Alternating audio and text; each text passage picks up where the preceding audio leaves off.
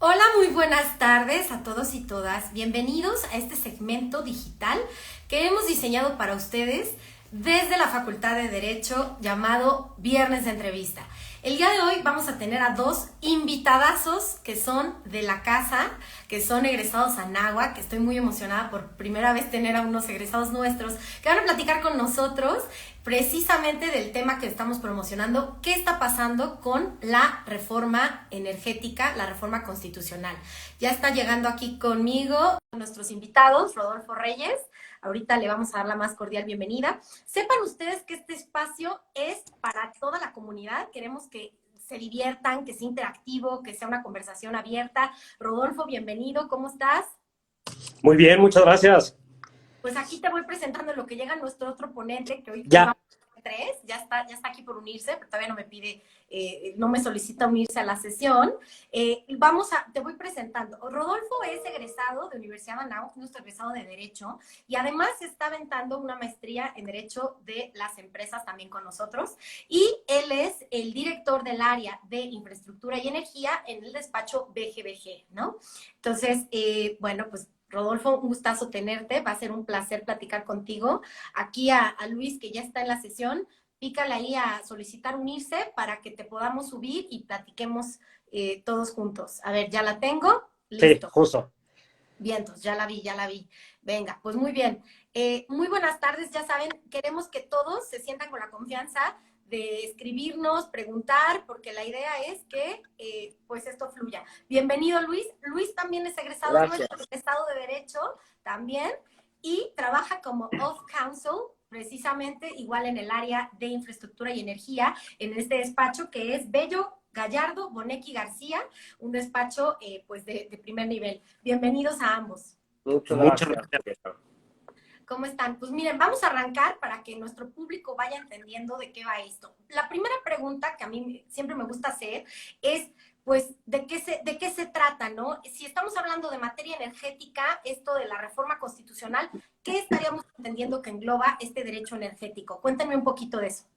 Claro, por supuesto. Mira, derecho energético es una rama relativamente nueva y es tan amplia, tiene tantas submaterias que, mira, te vas especializando en cada una, ¿no? O sea, por ejemplo, Luis y yo codirigimos el área.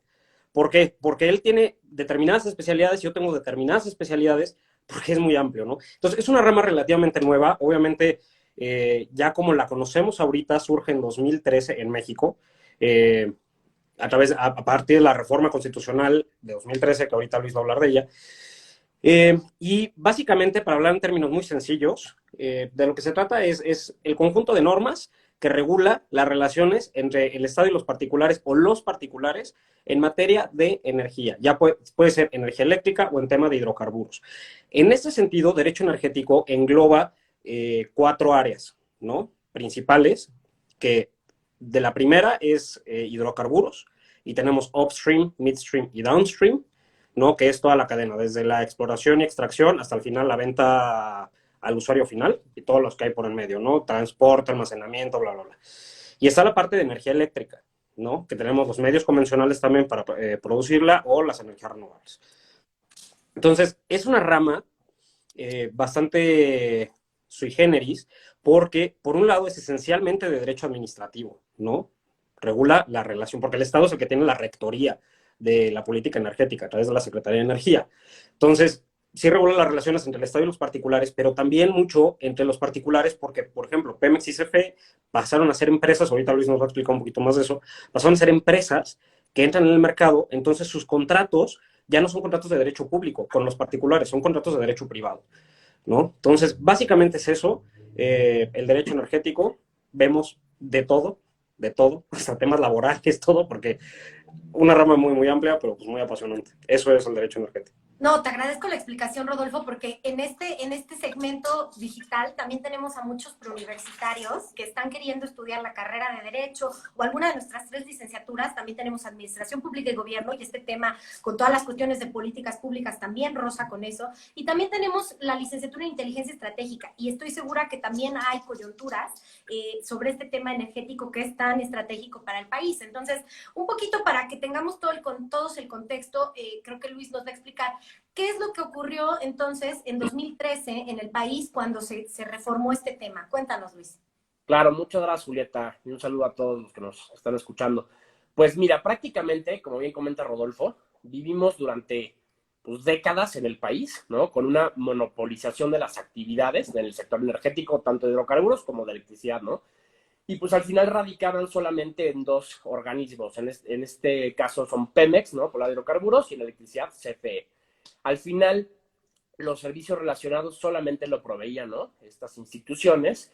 Y es en 2013, en agosto de 2013, donde viene, después de muchos años de un cabildeo político bien importante, ¿no? Y de hecho, podríamos decir a lo mejor que una reforma bastante tardía comparado con otros países, ¿no? Viene, ahora sí, una reestructuración completa del sector, en donde, por un lado, en el sector de hidrocarburos, de las 16 actividades reguladas que existen en el sector, ¿no? Que van abarcando estas etapas de procesos que dice Rodolfo, de upstream, midstream y downstream, ¿no? Vienen a abrirse todas estas al alcance de los particulares, ¿no? Entonces viene a existir una buena oportunidad de inversión para empresas nacionales y extranjeras para hacer participación en esto, ¿no? Desde el tema de reconocer un yacimiento, hacer la exploración, la extracción de algún aceite o de algún hidrocarburo o molécula, ¿no? Hasta todo el tema logístico, ¿no? Que viene en el midstream, como lo es el tema del almacenamiento, el transporte, la distribución, la comercialización y obviamente la venta del producto final, que se da en el downstream, como lo podemos ver en usuarios finales, como lo es en estaciones de servicio, por ejemplo, ¿no? Entonces, Oye, viene a Luis, ser muy interesante por la parte de perdón que te electricidad. interrumpa. Sí, por Luis, favor. creo que, digo, para dejarlo claro, ¿no? Esta es una de las razones por las que empezamos a ver que se vendía gasolina de otras marcas, que ya no era Pemex, que empezamos a ver gasolineras G500 o Shell o otras empresas. Sí, justo eso que comentas es bien interesante. ¿Por qué? Al final, el único que tenía durante muchísimos años el acceso a la extracción de los hidrocarburos y por ende, ¿no? A toda la administración de estos ya en productos finales, ¿no? Llámale gasolinas, diéseles, tilenos, cetanos, turbocinas, naftas, etcétera, era Pemex. Ahora bien, la evolución que ha habido en el tema de downstream sí ha permitido que entren otros competidores, ¿no? Al mercado, como bien comentas, ¿no? Otros nacionales y otros extranjeros. El tema es que hasta el día de hoy, ¿no? Y esto es interesante también evaluarlo, es que ¿qué te puedo decir? Más del 85% de los combustibles que se venden hoy en el país siguen siendo de Pemex. Esto es interesante porque tienes a un Shell, a un Exxon, a un Total, tienes a un, hombre, cualquier proveedor que estos que tú conoces, siguen teniendo contratos de comercialización de molécula con Pemex, ¿no? Entonces, al final, ¿qué es lo que pasa? ¿Cuál es el diferenciador? Al inicio de la reforma energética, el único diferenciador era un cambio de marca, ¿no? Una estrategia comercial distinta. Cada uno, ¿no? Lo que hacía era aditivar esos combustibles para darle un toque especial. Y la idea, como una proyección a largo plazo, por supuesto, era ya traer o generar, ¿no? Sus propios combustibles para ponerlos a venta, ¿no? Entonces, todas estas proyecciones que se llevan haciendo con los años se han detenido un poco, ¿no? En esta actual administración. Por un tema de los permisos de importación, etcétera. Entonces, eso es un tema interesante. Y por otro lado, continuando con el tema de electricidad, también en el mismo 2013 viene, ¿no? la publicación y entrada en vigor de la Ley de la Industria Eléctrica, ¿no?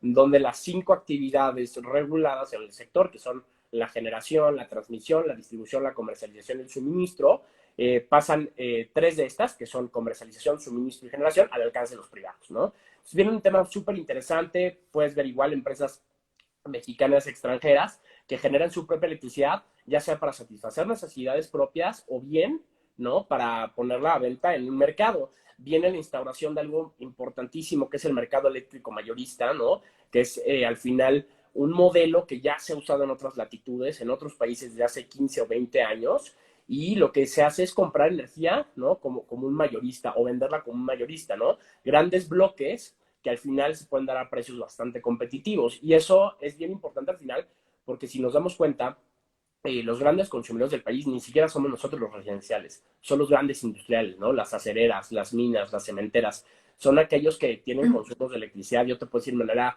súper general que hay usuarios industriales que nada más ellos solitos consumen o gastan, te lo voy a hablar en pesos, ¿no? más de 1,000 millones de pesos al mes en electricidad. Es una locura, ¿no? Entonces es muy interesante y obviamente buenas estrategias y gestiones en esto, pues viene a dejar un mercado bastante interesante, ¿no?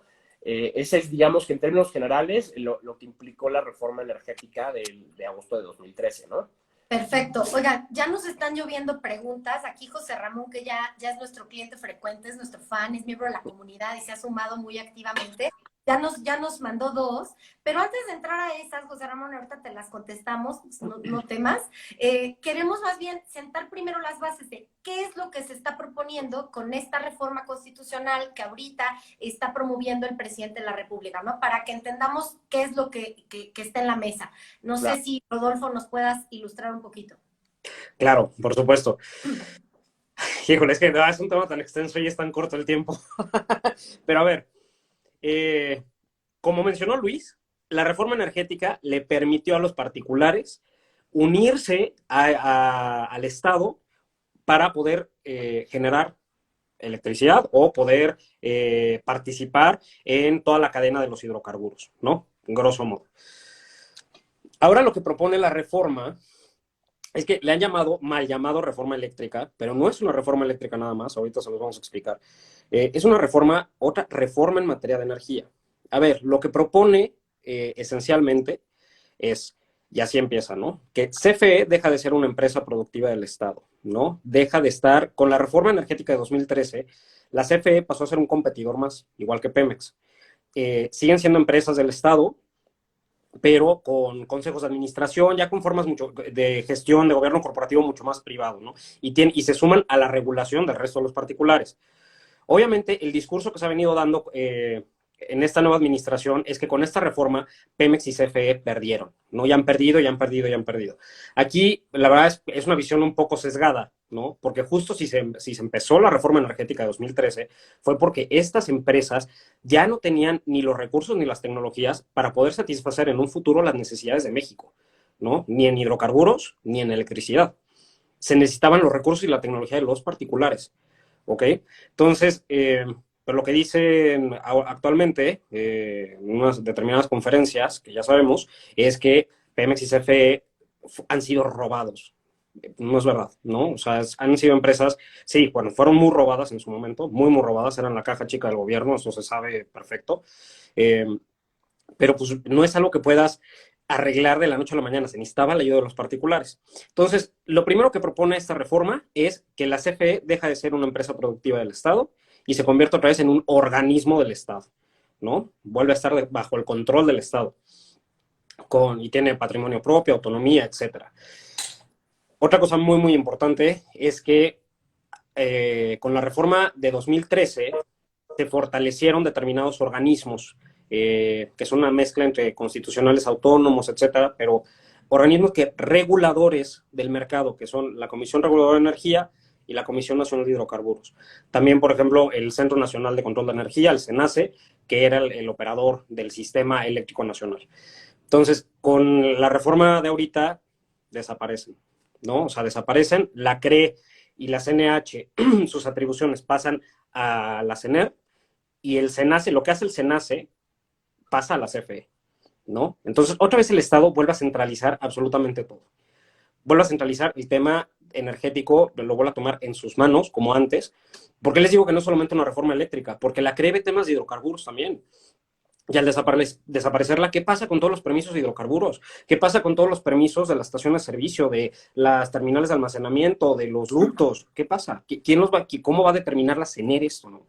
Entonces, desaparece la CRE, CFE pasa a ser un organismo del Estado, se cancelan todos los permisos de generación otorgados a raíz de la reforma de 2013 y todos los contratos de compraventa, que igual Luis me puede complementar un poquito sobre esto, todos los contratos de compraventa de energía, ¿no? Que es algo que surgió también a partir de 2013, así, de la nada, y no te dicen qué va a pasar. Todo te lo mandan a la regulación secundaria, pero no te dicen qué va a pasar. Si esto se aprueba así nada más, oye, ¿cómo me quedo yo sin permisos? Así, de repente, ¿qué? ¿Apago mi planta de la noche a la mañana, mi central? ¿Apago mi fábrica porque ya no tengo permiso para operar? También, ahora, CFE tiene garantizado por la Constitución que va a generar el 54% de la energía del país, ¿ok? Y los particulares van a poder participar en un 46% en conjunto con CFE. ¿Cómo? No sabemos.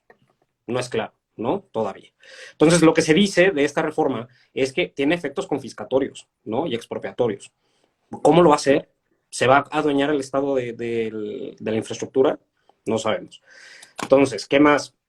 Desaparecen los CELS, ¿no? Que son certificados de energías limpias, que esto es un instrumento que México implementó para que los particulares pudieran probar que están generando energía a través de fuentes limpias, ¿no? Y esto es a la luz de los tratados internacionales que hemos firmado. Oye, Rodolfo, ahí De la noche a la precisamente mañana, pum. José Ramón nos Sí. pregunta, ¿por qué si las hidroeléctricas de CFE producen energía limpia, se les negó el acceso a obtener certificados de energía limpia CELS? Sí, yo, esa si me permites contestarla. A ver, Claro. ese tema fue políticamente bastante disputado y es muy buena tu pregunta, porque, a ver, en la antigua ley del Servicio Público de Energía Eléctrica, ¿correcto? No existían los certificados de energías limpias. Estas centrales eléctricas de CFE y estas hidros llevan operando muchísimos años. Ahora bien, ¿qué pasa? En la misma ley anterior, ¿no? La abrogada ley del Servicio Público de Energía Eléctrica, ya se preveían ciertas figuras, ciertos estímulos, ¿no? Para los generadores que provienen de fuentes limpias, ¿no? Incluso, por ejemplo, se hablaba de los cogeneradores eficientes, donde necesitaban una certificación para tales efectos. Lo mismo aplicaba, ¿no? Mediante algún acuerdo que ya está abrogado para las centrales hidroeléctricas de CFE. ¿Qué pasa? A esto es un tema bien interesante. No todas las centrales eléctricas, o sea, no todas las plantas de generación que provienen de fuentes limpias, ¿no? Significa que van a ser suficientes para acreditar que toda su generación es limpia. Pongo el ejemplo con las hidros, ¿no? O pongo el ejemplo con las cogeneradoras, por ejemplo.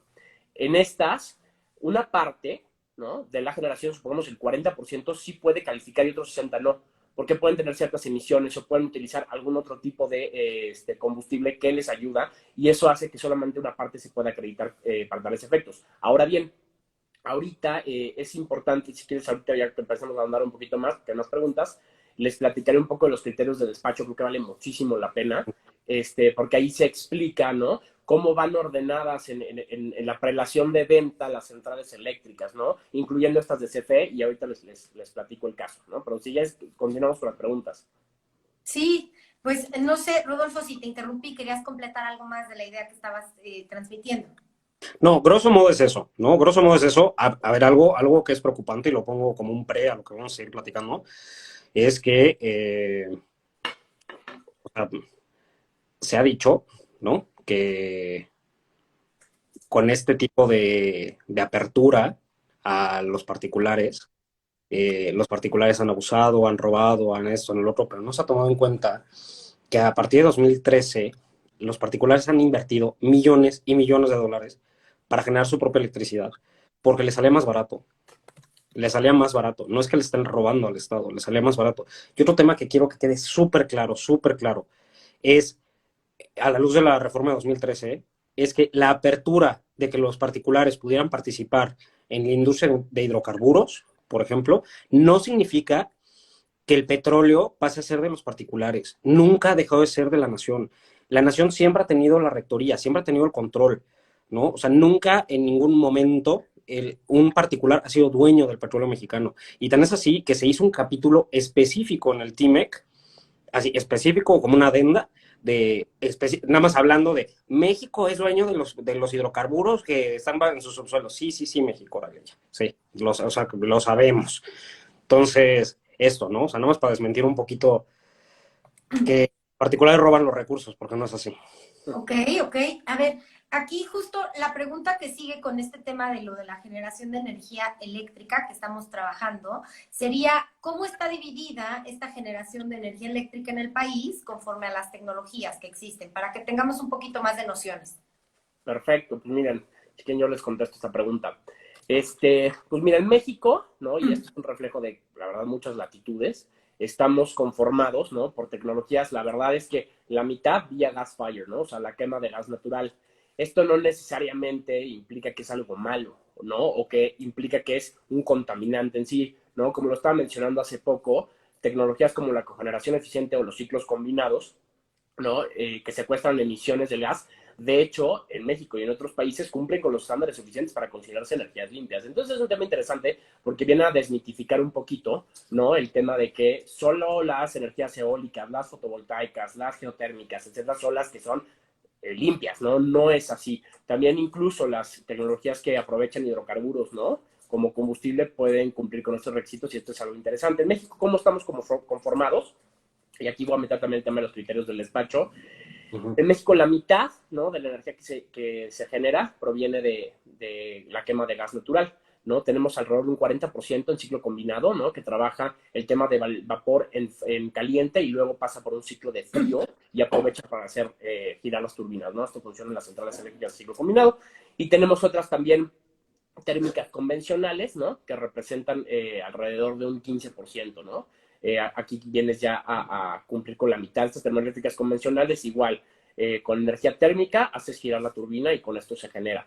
Esto aplica tanto para la CFE como para los privados, más o menos está conformada. ¿De qué provienen las demás fuentes de generación? Pues bueno, viene alrededor del 8% de fotovoltaicas, que de hecho es bastante poquito, ¿no? Hay un 8.59 de eoloeléctricas, ¿no? Y las demás, pues bueno, ya son de carbón. Tenemos una central eléctrica nuclear que representa el casi 2% del país, ¿no? Laguna Verde es interesante. Tenemos las hidroeléctricas de CFE y una que otra privada, representan a lo mejor un 15%. Entonces, estamos divididos en ese ámbito. Y aquí que es interesantísimo, ¿no? Para venir a poner uno de los mayores conflictos y también la génesis, ¿no? El espíritu de por qué viene esta reforma. Imaginemos que esto es un tema también de competencia económica, es un tema de comportamiento de un mercado. ¿Qué pasa? CFE durante décadas, ¿no?, estuvo, digamos, de una manera monopolizada, ejerciendo las actividades relacionadas con la industria eléctrica, ¿no? En este sentido, solamente existían centrales eléctricas o plantas generadoras privadas para abastecer necesidades propias. Se crea una figura, ¿no?, que se llaman las sociedades de autoabasto, famosas, que lo que hacen es, a ojos de este gobierno, una simulación, ¿no?, en donde invitan estas centrales eléctricas que tienen por efecto abastecer necesidades propias, ¿no?, en sus centros de carga, invitan a vecinos, ¿no?, industriales, etcétera, se hace una conexión y entre ellos se venden energía, ¿no? Al final no ejercían la actividad de comercialización porque vendían acciones de sus empresas y pasaban a formar parte de un mismo grupo de interés económico, ¿no? Y en ese sentido ya cumplían con la legislación de ese momento, la ley del Servicio Público de Energía Eléctrica, no había mayor problema. Ahora bien, ¿qué es lo que pasa? Cuando entra el mercado eléctrico mayorista, ¿no?, ya en operaciones formales, porque si bien entra en papel con la ley de la industria eléctrica por ahí de 2003-2014, ya empieza operaciones formales en 2016, ¿no?, que es donde ya tenían varios permisos los suministradores de servicios calificados, nuevos generadores, comercializadores de suministradores y usuarios calificados. Empieza todo este mercado, la verdad bastante interesante, y él se nace, ¿no?, como el operador independiente del mercado y operador independiente del sistema, genera una serie de manuales, ¿no?, que vienen a regular, así como se regulan los mercados financieros, ¿no?, donde la CNBV viene a sacar circulares, acuerdos, etcétera, que regulan todas las operaciones. Lo mismo existe, ¿no?, en estos manuales, que son, la verdad, también decenas, que le aplican a los participantes del mercado. En ese sentido, uno de los más interesantes es los criterios de despacho. ¿Por qué? Porque viene a abrir el mercado, supongamos, a las 7 de la mañana. ¿Y cómo funciona? Viene, por un lado, toda la oferta de generación y, por otro lado, toda la oferta de compra, ¿no?, los usuarios. Entonces, aquí vienen, como en cualquier otro mercado, pues, las primeras en despacharse son las centrales eléctricas más baratas, a oferta barata, la primera en venderse, etc. Entonces, se hace un mix con unas fórmulas que son bastante más complicadas y, digo, con otras reglas. Se viene a hacer un mix entre las ofertas más baratas y provenientes de energías limpias, ¿no? Son las primeras en entrar al despacho. Y por último, obviamente, llega a satisfacerse la demanda y hay competidores de generación que quedan fuera. ¿Por qué? Porque no fueron ni lo suficientemente baratos ni lo suficientemente limpios. Entonces se quedan fuera de mercado. ¿Qué es lo que pasa? Eso le empezó a pasar a CFE, porque la mayor parte de su parque de generación en el país o no provenía de fuentes limpias o provenía de fuentes limpias que no estaban al 100% acreditadas. Aquí la pregunta que nos hacían hace ratito. O bien, sus ofertas también de generación final eran caras. ¿Por qué? Porque le habían apostado mucho a las carboeléctricas, centrales de turbodiesel, termoeléctricas que al final se abastecían de gas caro, ¿no? Entonces, que Pemex les vendía caro a CFE. Entonces, de ahí pues no eran ofertas competitivas. Ahora sí que los empresarios privados, sobre todo, empiezan, ¿no?, a dar alternativas interesantes y el mercado empieza a comprar al más barato. Entonces, fíjense la gravedad de esto, y hay que entender de manera objetiva cuál es la visión de un CFE, ¿no? En el mercado. Y esto yo creo que lo principal de esta iniciativa de reforma que se tiene. Si la mitad de la generación que tienes proviene de gas fire, ¿no? Tú tienes que comprar el gas. Lo compras en México a Pemex, la mayoría, o lo compras en Estados Unidos. No voy a detenerme muchísimo tiempo, pero en México, en términos generales, somos deficitarios de gas. Es una realidad. La verdad es que nos han vendido desde que éramos chiquitos, que somos un país riquísimo en hidrocarburos, y sí tenemos, pero no tenemos lo suficientes para autoabastecernos. Entonces estamos supeditados, ¿no?, al tema de la importación, incluyendo la gas natural. Nada más que no hay capacidad de transporte de gas natural suficiente para satisfacer la demanda. Entonces, esto es grave. ¿Qué es lo que pasa? El gas viene a encarecerse por múltiples factores y a CFE le cuesta el gas caro. Por lo tanto, como él es el principal insumo para la fuente de generación de energía eléctrica, la tarifa o la oferta de generación final que ofrece es cara. Empieza a quedar CFE fuera de mercado. Y al quedar constantemente fuera de mercado, imagínate que de repente no vendes en un día, o en un mes, o en 15 días, tú tienes que pagar a Estados Unidos o le tienes que pagar a Pemex el gas que estás comprando. Tú tienes que cumplir con tus contratos necesariamente. Entonces, claro, en parte de los considerandos que vienen en esta iniciativa de reforma se mencionan algunos montos que CFE en los últimos años ha perdido. Hablan de 250,000 millones de pesos por año, ¿no? Que es una verdadera locura. Y claro, esto significa que CFE no ha sido competitivo. Ahora bien, y esto lo pongo a reflexión, ¿no?, de la gente que nos está escuchando, para que cada quien llegue a sus propias conclusiones y se motive al estudio. Y es, ¿cuál es la respuesta que debió haber dado CFE en este caso? Primero, pues se me ocurre una opción A. Sería, oye, si no estoy siendo competitivo y yo ya soy un competidor más en el mercado, pues bueno, ¿qué puedo hacer para así entrar al despacho de energía eléctrica? Puedo mejorar mis tecnologías, hacer nuevas inversiones, hacer alianzas estratégicas, aligerar los costos en mis insumos de generación, etcétera, comprar a mayor volumen para obtener mejores precios, llegar a buenos acuerdos con Pemex o con los gringos, etcétera. O bien, ¿no?, lo que estamos observando, aprovecharse de una reforma constitucional que tiene por objeto, como bien decía Rodolfo, desaparecer al regulador del mercado, que es el SENACE, al regulador del sector, que es la CRE, desaparecer a toda la competencia o aplastarla en cierto sentido, quitando permisos, terminando los contratos y asegurarle un mínimo del 54% del mercado eléctrico mayorista. Pues esto es durísimo, ¿no? Esto es durísimo y eso es lo que está proponiendo esta reforma energética. Entonces, en términos generales, esto es lo que estamos teniendo y pues ahora sí que digo, continuamos con las preguntas, pero ya dejé aquí una semillita para que cada uno pueda reflexionar y pueda meterse un poquito más de lleno, ¿no? No, sí, y ya veo que están lloviendo comentarios. Por aquí José Ramón dice, CFE quedó fuera del mercado porque la energía limpia que produce con las hidroeléctricas la despachaban hasta el final, ¿no? Esto nos dice. Pues sí, no, pero no es solamente eso, sino que también, o sea, y lo puedes ver en los propios documentos del gobierno, que ha emitido el gobierno actual. Gran parte de la generación de CFE viene de fuentes no limpias. O sea, los que han invertido realmente en energías limpias han sido los particulares. Y perdón por interrumpir, hay una cosa bien importante para igual atender la pregunta de José Ramón. Sí quedaban fuera de despacho durante un momento, pero ellos lograron acreditar luego a las centrales eléctricas para cumplir los requisitos de energías limpias que te pide la CRE y ya podían emitir, podían recibir los CELS por cada megawatt hora limpio que generaban, ¿no?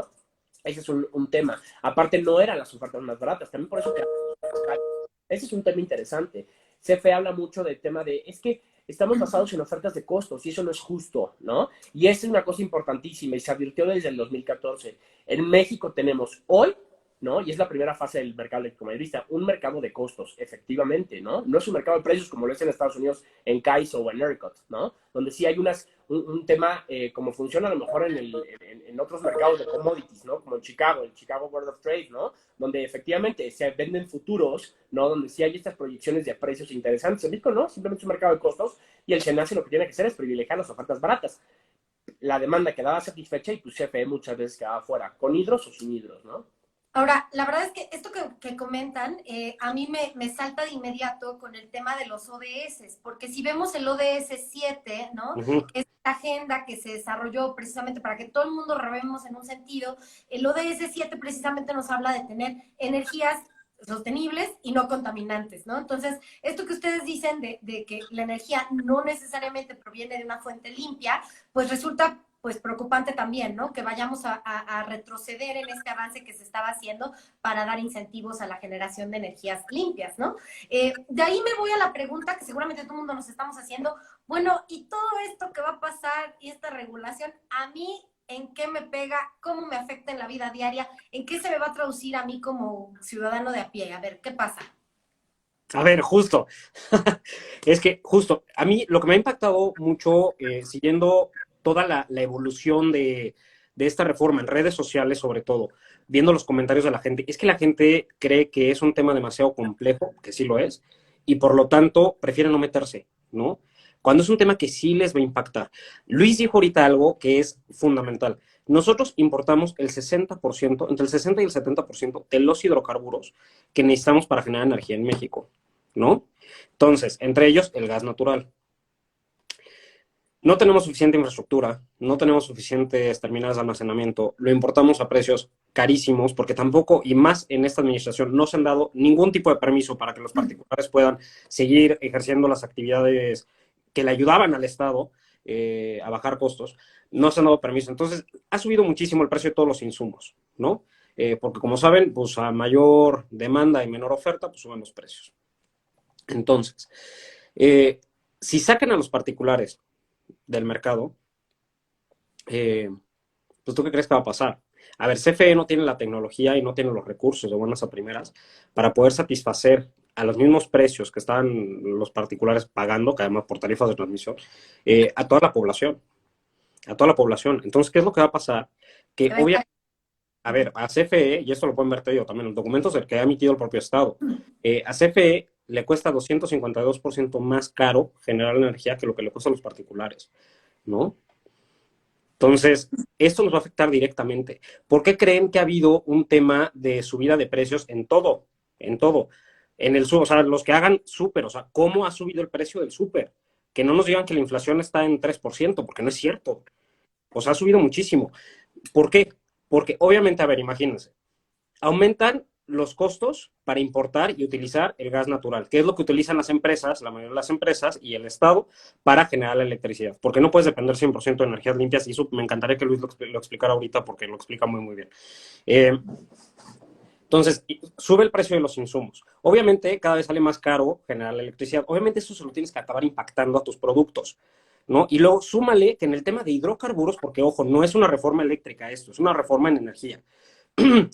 En hidrocarburos no están dando permisos para que se importen combustibles por parte de los particulares. Otra vez Pemex de facto está teniendo el control del mercado. No están emitiendo permisos para que se transporte, para que se comercialice. Te ponen sanciones por todo. Los propios órganos reguladores, la gente que entró con esta administración, no entiende la regulación y te piden unas cosas de repente, oye, quiero este permiso. Te piden unas cosas que ni siquiera están en la ley o que son cosas irreales, que dices, o sea, cualquier persona que supiera tantito del mercado no me estaría pidiendo esto. Entonces, obviamente, pues los particulares están detenidos. Entonces, tú imagínate, sale caro generar ahora electricidad, ¿no? Por los insumos, para como están ahorita. Y además han subido el precio de las gasolinas. ¿Por qué? Porque no hay suficiente demanda. No hay suficiente oferta. Entonces, ya sale caro el generar tus productos. Ahora sale caro transportarlos. Ahora, o sea, todo eso va afectando en los precios. Va afectando los precios. Entonces, todo esto nos va a afectar directamente en el bolsillo. ¿Y cómo creen ustedes que se van a poder controlar los precios? Pues con subsidios. ¿Y de dónde va a salir el dinero de los subsidios? No, y justo, ese tema es bien importante y ya se está haciendo. También por eso, a un nivel macro, a ver, hay que entender que parte de la reforma energética de agosto de 2013 tuvo como objeto el hacer una división, ¿no?, de la CFE en distintas subsidiarias y filiales, ¿no?, para que entre estas compitieran. Aún así, el tema es bastante grave porque tienes a un CFE Energía que se encarga es el comercializador de los insumos para la generación, ¿no? Compra gas, compra aceites, compra X combustibles, que se los vende a un CFE Generación dentro de sus 6 subsidiarias, pero se los vende sin ganancia o con una ganancia mínima, hermano. Entonces ahí estás perdiendo en una división de negocio importante de la empresa. Segundo, CFE Generación, en lugar de ser competitivo en el mercado eléctrico mayorista, lo que termina haciendo es comprometerse a Power Purchase Agreements, ¿no? A un largo plazo con energía regalada, ¿no? Regalada a CFE calificados que se lo va a entregar a un CFE suministro básico o de manera directa, ¿no? Ese es un tema bastante delicado porque es una empresa que si tienes esta visión comercial, pues efectivamente no va a generar ningún tipo de ganancia, ¿no? Y por ende, ¿qué pasa? En teoría todo esto es para proteger a los usuarios residenciales, que esto es lo que significa el suministro básico.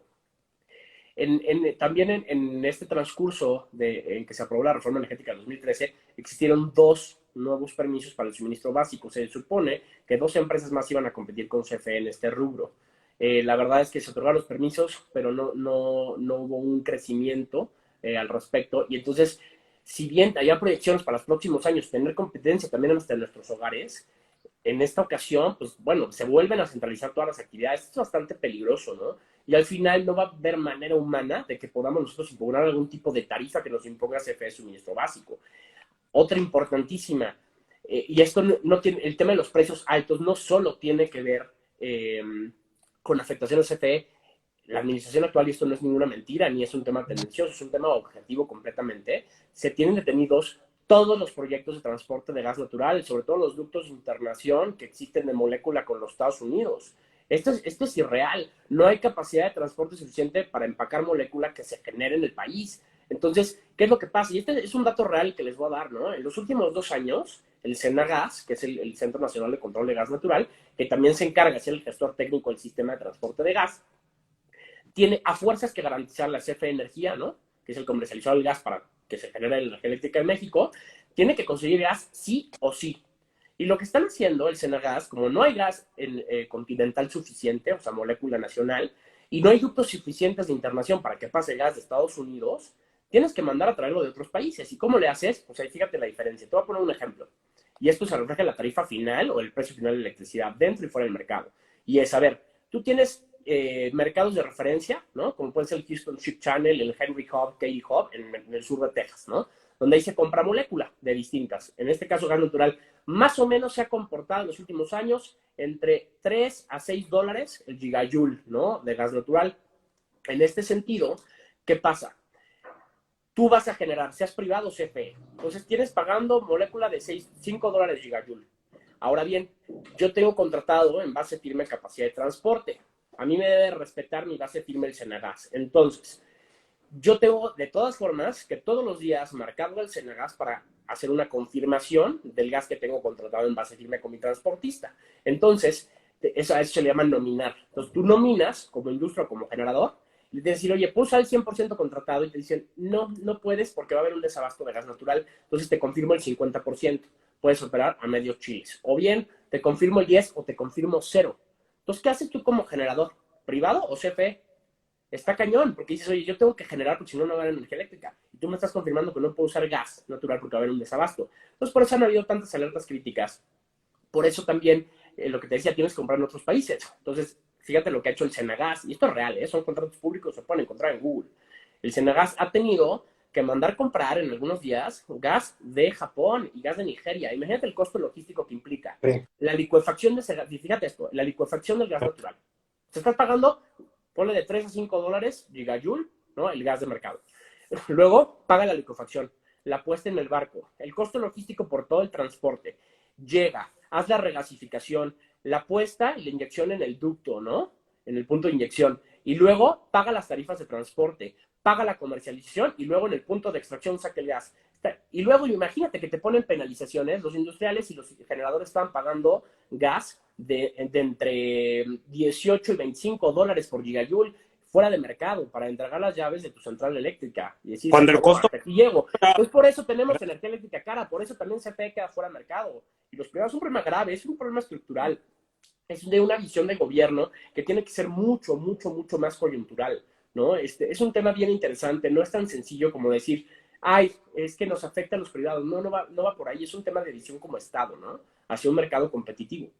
Esto que estás explicando, Luis, es precisamente por qué los particulares han optado para generar su propia energía en lugar de, pues, el suministro básico de CFE, ¿no? Es lo que estás explicando. En parte, mira, sobre ese tema, como les comentaba hace ratito, efectivamente, en algunas zonas del país, y sobre todo si eres un gran consumidor, pues te llegaba a aplicar una de las tarifas reguladas, ¿no? Que llegan a ser bastante altas. Supongamos que tú eres una acerera o una cementera, que tienes grandes consumos, ¿no? en ese sentido, pues tú puedes perfilarte, ¿no? A hacer una inversión de millones de dólares para tener una central eléctrica propia, ¿no? Ya sea proveniente de fuentes limpias o alguna termoeléctrica, ¿no? Que te dé servicio al respecto. En ese sentido, se crean estas sociedades de autoabasto y como ya les platiqué, es un modelo hoy criticado, ¿no? Por la administración actual, de llamarle simulación. Pero bueno, en esta nueva ley, la ley de industria eléctrica que sale en 2014, se sigue ya previendo de una manera mucho más amplia el que tú te abastezcas. Y esto lo revisa todas las industrias que existen en el país, mexicanas y extranjeras. La gran mayoría ya tiene generación propia. Y vale toda la pena, porque al final son ahorros de millones de dólares mensuales, ¿no? Claro que vale la pena. Entonces, en ese sentido, como bien dice Rodolfo, todavía no sabemos cómo viene la regulación secundaria. Este es un tema bastante, digamos, a 10,000 pies de altura de cómo se plantea en esta iniciativa de reforma. Pero hay que ver qué tanto el quitarle los permisos a los privados va a implicar que puedan o no operar las centrales eléctricas para un tema de abasto aislado, para un tema de satisfacción de necesidades propias, etcétera, ¿no? Más que para un tema de comercialización. Es algo delicado y habría que observarse, ¿no? Y también, ¿qué va a pasar con los excedentes de energía? ¿Se van a optimizar en el mercado eléctrico mayorista? ¿Los va a comprometer en un PPA con CFE? Todo este tipo de detalles pues tienen que venir, ¿no? Regulados eventualmente en esta regulación secundaria que no sabemos cómo viene. Sí, y Sí. por ejemplo, nada más rapidísimo, Julieta, para contestar unas preguntas que ya vi por aquí. Ah, perfecto, eso iba a Sí, plantear. Hay varios comentarios. Ajá. justo uno que hablaba ya, digo, ya lo perdí y si muevo las preguntas se me cierra Instagram, que qué va a pasar con los bonos de CFE esto y Pemex en el mercado. Pues a ver, lo que acaba de decir Luis, muchísimo, la verdad, a ver, lo que pusieron en la iniciativa de reforma es escasísimo, o sea, simplemente te pinta a muy grandes rasgos qué es lo que va a pasar, que ya es catastrófico lo que, lo que plantean así, pero la mayoría lo mandan a regulación secundaria, entonces ahí no sabemos la verdad cómo vaya, qué es lo que vaya a pasar, ¿no? Porque al final es un tema que también tiene que entrar Hacienda y muchas otras autoridades. Respecto a los otros comentarios, digo, José Ramón ha estado muy activo comentando, y muchas gracias por los comentarios. A ver, del tema de que se ha dicho mucho, es que en España está subiendo 500% el costo y nada más está en manos de particulares. A ver, tenemos que entender que hasta geográficamente España y México son muy, muy, muy diferentes. No podemos comparar los mercados eléctricos de México y de España. España es chiquitito, chiquitito. Creo que España cabe en Chihuahua o algo así. México es un país inmenso y tiene muchas más necesidades que España. Y además la reforma, ni siquiera la reforma de 2013, ni siquiera implicó que CFE saliera de mercado. Simplemente CFE decidió pues no utilizar el dinero para invertir en mejores Invertir en tecnologías. tecnologías de generación. Y aparte otra cosa importante, a Pemex sí le pusieron regulación asimétrica, a CFE no le pusieron. CFE tenía Sí. el mismo piso parejo en este sentido, ¿no? Y compitió en tema de centrales eléctricas igual que los privados. Entonces es un tema importante. No hubo regulatoriamente una injusticia al respecto, ¿no? Entonces, al final decían, es que, lo repito, ¿no? O sea, el tema de, es que este es un mercado de costos, sí, así fue programado. De hecho, quien no le dio impulso a la segunda fase del mercado eléctrico mayorista fue esta misma administración. Se cancelaron las subastas a mediano y a largo plazo que hacía el SENACE, ¿no? Este es un tema también gravísimo. Se cancela, al final el principal afectado fue CFE Suministrador de Servicios Básicos, que era quien Sí. llevaba todas las subastas. Y de hecho, había comprado en su momento, imagínate, todavía en la administración pasada, CFE Suministro Básico, compró la energía más barata del mundo en su momento. Habían sido sumamente competitivas estas subastas, ¿no? Entonces, son temas interesantes. Esta desaparición del SENACE como un órgano técnico independiente que opera el mercado, que opera el sistema, el tema de que pasen todas estas atribuciones de CNH y crea la CENER, pues es una de las cosas graves, ¿no? No sé si hay alguna otra pregunta. Yo quisiera que ya fuéramos cerrando Sí. porque la idea es como que ya cerremos en puntos claves para que todo el mundo pueda entender y sin irnos ya a lo muy técnico porque veo que las participaciones pues son de gente que sabe, ¿no? Ahí José Ramón se ve que le está entrando al tema. Pero como también nos ven preuniversitarios, en puntos clave, ya para cerrar, cuéntanos, ¿cuáles serían las posibles consecuencias de esta reforma? Ya para que quien vea este video diga, con este mensaje me quedo. ¿Qué podría pasar? Luis. A ver, perdón, repítame la pregunta, por favor. Sí, ¿cuáles serían las posibles consecuencias de esta reforma al final? ¿Con qué nos vamos? ¿En qué nos tenemos que fijar para ir dando seguimiento a esta iniciativa y poder abonar en el discurso? Correcto. Pues mira, yo lo quiero abordar a lo mejor de manera muy concreta en dos aristas. Primero, desde el punto de vista jurídico, no hay mucho que hacerle. La verdad es que ahora sí que todos hemos estado estudiando el cómo combatir esto. La industria se han agrañado, ¿no? A través de Coparamex, a través de Canacintra, etcétera. difícil, ¿no? Ya al estar en texto constitucional, la manera de revertirlo pues en caso de que sea aprobado, pues es inviable, ¿no? O escasísimas oportunidades. Por otro lado, el impacto, yo veo gravemente, es comercial, ¿no? En la parte comercial, ¿qué va a pasar? Pues estamos hablando de que el mercado eléctrico mayorista principalmente pues, ha crecido impresionante en estos 4 años, sobre todo que ya ha iniciado de manera fuerte las operaciones. Se van a perder inversiones enormes, ¿no? Yo he participado, por ejemplo, personalmente en la instalación de más de 2.000 megawatts de capacidad instalada en el país.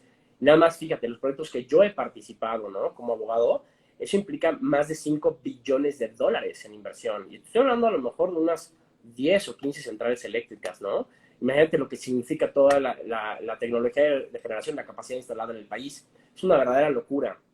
No, creo que al final desaparecer el mercado eléctrico mayorista, desaparecer los certificados de energías limpias, pues vienen a darnos un retroceso, ¿no? En el tema de decir, pues va a haber una tarifa regulada, la que diga el gobierno y es la que van a pagar. A lo mejor, como había una política de subsidio siempre en temas de suministro básico, pues en nuestra casa no va a verse afectada siempre y cuando, y de hecho ahí tomo una pregunta que hubo aquí en los que estaban presentes, siempre y cuando no haya desabasto del insumo de generación de molécula para generar energía eléctrica. Porque si sigue habiendo falta de capacidad de transporte de gas natural, dado que la mitad energética del país proviene de estas fuentes, pues si hay un desabasto, va a haber desabasto también de energía. Entonces esto va a ser grave. Y si CFE representa el 56% del mercado, ¿no? De una manera regulada, pues vamos a ver cómo responde a tales efectos, ¿no? Fíjate, voy a tomar un caso nada más de cierre para ponerte algo. De malas gestiones, ¿no? Que ha habido esta empresa productiva del Estado. En el país estamos divididos en 3 diferentes sistemas eléctricos. Tenemos el sistema interconectado nacional, tenemos el sistema de Baja California y el de Baja California Sur. Estos entre sí no están interconectados, pero juntos conforman el sistema eléctrico nacional, el famoso CEN, ¿no? Han habido historial de cierre de precios del mercado muy interesantes. Por ejemplo, les voy a compartir uno en el mercado de Baja California, en donde las Genco 4 y Genco 6, ¿no? Las centrales de generación de CFE, estas subsidiarias, han participado, en donde junto con el SENACE hace un mal pronóstico de la demanda, no mandan a despacho las centrales eléctricas o quedan fuera, y queda un gap importantísimo, ¿no? Por cubrir. Entonces tú o entregas energía eléctrica o entregas energía eléctrica al precio que sea. Entonces, ¿qué pasa? Al final, los competidores han tenido que ir a comprar, ¿no? Y el mismo SENACE para despachar energía eléctrica, han tenido que ir a comprar energía a CAISO, ¿no? Al sistema de California, en Estados Unidos, a precios que van 15 o 20 veces más del día anterior en el cierre en el mercado. Es una verdadera locura, ¿no? O sea, este tipo de cosas, de malas gestiones, también de los pronósticos de generación, pronósticos de la demanda, va a ser gravísimo. Si estas facultades, imagínate que el SENACE es un centro especializado, si pasan a formar parte de alguien que va a ser juez y parte, o sea, que va a vender la energía eléctrica y a su vez va a definir para dónde va la política y las reglas del despacho, esto va a ser una cosa de locos, ¿no? Es algo que estamos previendo, es una de las afectaciones también. Y si yo pudiera cerrar con una última cosa respecto a esta también pregunta pues, o bueno, comentario de que lo que recibe CFE económicamente lo reinvierte en el país y lo que reciben los particulares se lo llevan a sus países, pues es que creo que, a ver, hasta donde tengo entendido, pues estamos en una economía de libre mercado en México. Entonces el gobierno, el negocio, digo, más bien la función del gobierno no es hacer negocio, ¿no? Y de los particulares sí. Pero además, esto que dicen también de que es que Oxxo paga $1, es que Bimbo paga $1, es que pagan menos que lo que pagan los hogares. Sí, pero ¿saben cuánto han invertido en millones? O sea, simplemente de 2013 para acá se han invertido 44,000 millones de dólares en México para generar este tipo de tecnología. ¿Ok? Las empresas han invertido dinerales para eso. Creo que lo más justo es que ellos puedan obtener esos beneficios, ¿no? Porque es lo que hace el particular. Y aparte, O sea, si sí, un claro, negocio es para obtener ganancias o algún tipo de beneficio. No tendría por qué una empresa darle esos beneficios del dinero que le invirtió a un tercero. Digo, o sea, lo dejo ahí nada más en el tintero. totalmente igual de cierre. Y otra cosa importantísima, ¿no? O sea, al final, CFE, cuando pasa a ser una empresa productiva del Estado, si tú te fijas, las sociedades y filiales, hay unas que son sociedades mercantiles, son SASB, CFE calificados, así es. Entonces, como cualquier sociedad mercantil, su objeto es generar ingresos. Ahora ya no. Eso es interesante. Hoy, conforme está de la naturaleza jurídica de la CFE, ¿no? Es que parte de su objeto es generar rendimientos, ¿no? Claro, será un beneficio del Estado, pero como cualquier empresa, es generar rendimiento.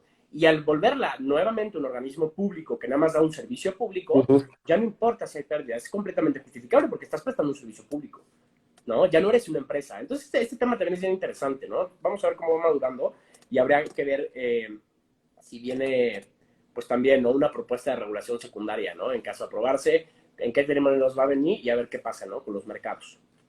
Oiga, pues muchísimas gracias por esta plática que, bueno, desató un debate, ya vi ahí todos los comentarios, la verdad es que agradecemos mucho a todos los asistentes, todas las asistentes, porque esto es lo que hace rico este espacio digital que hemos creado precisamente para tener esta vida académica al interior de la facultad. Así que muchas gracias a mis 2 egresados estrellas, que me encantó platicar con ustedes de este tema que se ve que manejan.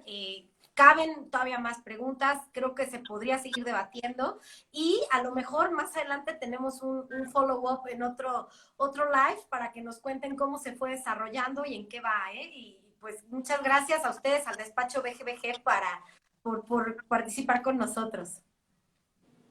No, hombre, no hay de qué, gracias por la invitación. Gracias, pues Un que gusto. tengan mucho, no se pierdan los siguientes programas de Viernes de Entrevista que tenemos a unos invitadazos de lujo. Ahí nos seguimos viendo. Un abrazo. Gracias, bye. Gracias. Bye.